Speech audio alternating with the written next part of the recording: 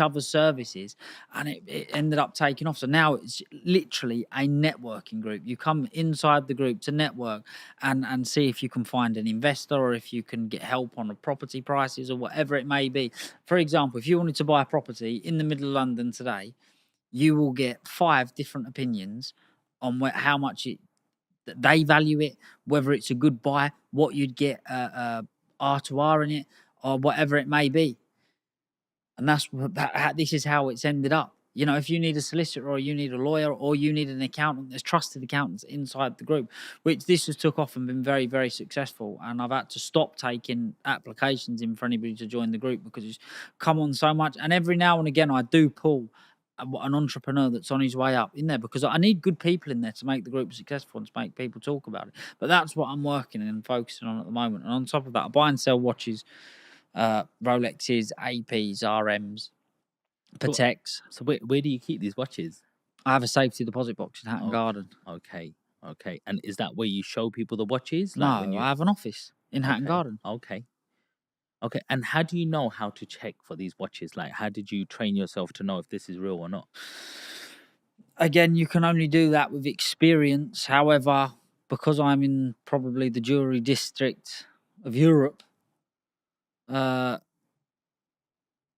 the jewelry capital of Europe, I'm very privileged that I can run it to somebody, or I can have someone in the office pretty quick that is an expert that can check. And that is the only way I'd say the best way of checking is to get an expert, look under it and a glass. Because to be honest with you, they're bringing out extremely good fakes and replicas.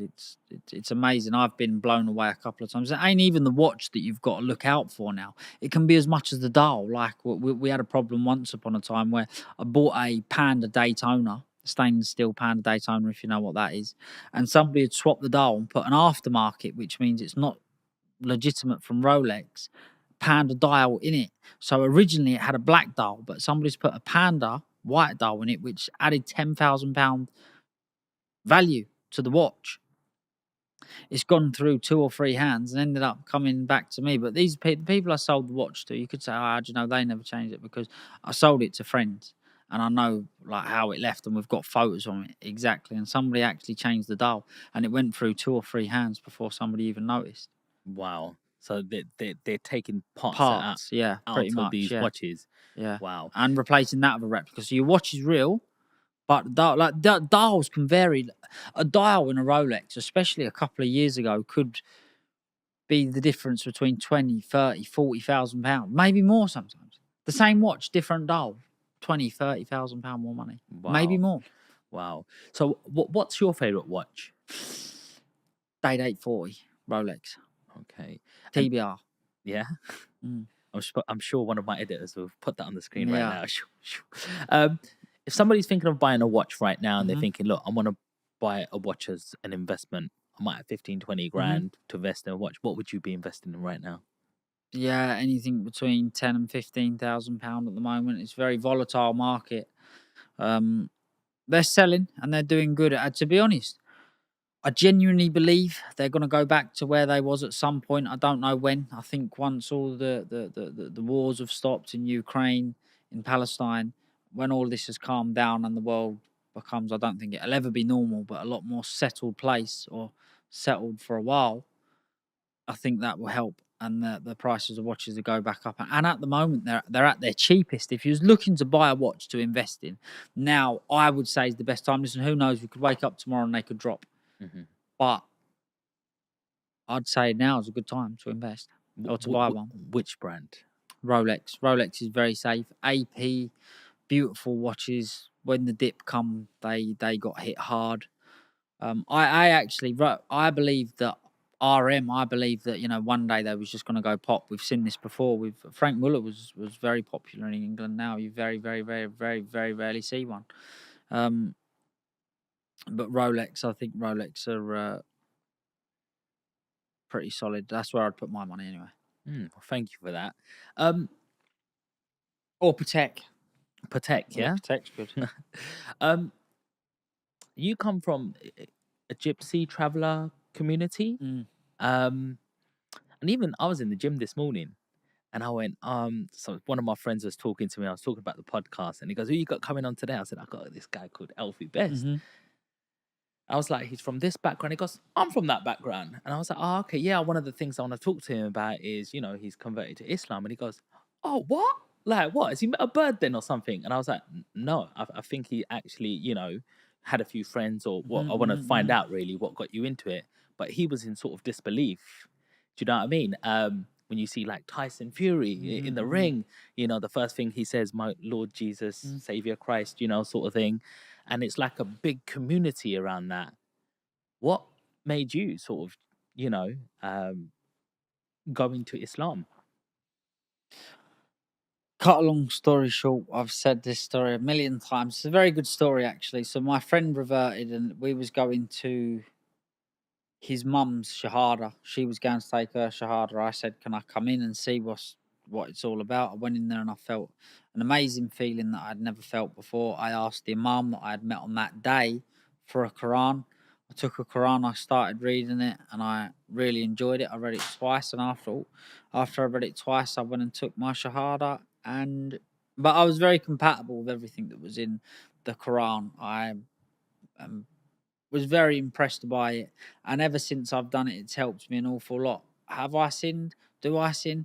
Yes, of course, but I will get my head on the floor and I will pray and I will ask for forgiveness, and hopefully on my day of judgment, that's enough. And I want to spread peace in the world. That's what Islam's about. It's a beautiful and peaceful religion, and I'm very compatible with that. If everybody was like that, the world would be a better place. Do you pray 5 times a day? Not 5 times a day. I try to pray as much as I can. I try to pray as much as I can and when I can. And do you know what? There's not many days that I don't pray 5 times a day. Let's put it that way. But I don't pray 5 times a day every day. Sometimes I miss them, but I do try and make up for them. I do. My intentions are 100% to do it. If I miss it, it will be due to because I'm carried away doing something. What do your family think about it? At the start, they was curious more than anything, but there was, again, it come out of nowhere. It was a little bit of a flash. We've never really been religious people. I've never really been a religious person. Like I was a Christian before, but I'd never ever gone to the church once unless it was for a wedding, christening, or a funeral. But they listen. Anybody that actually thinks something of you and appreciates you, they will not care what religion you are. If it's making you happy and making you feel like you're doing better and making you feel like a better person, then they should be happy for you and they should support that. And what about in terms of the community? Like, you have reputations, people talk, the traveler community has a big, like, do people look at it and go, Alfie's changed his religion? Like, but I don't care about my reputation. Like I say, the people that would be saying that would be people that don't care about me. So why would I care about someone that don't care about me? Why would I care about their opinion?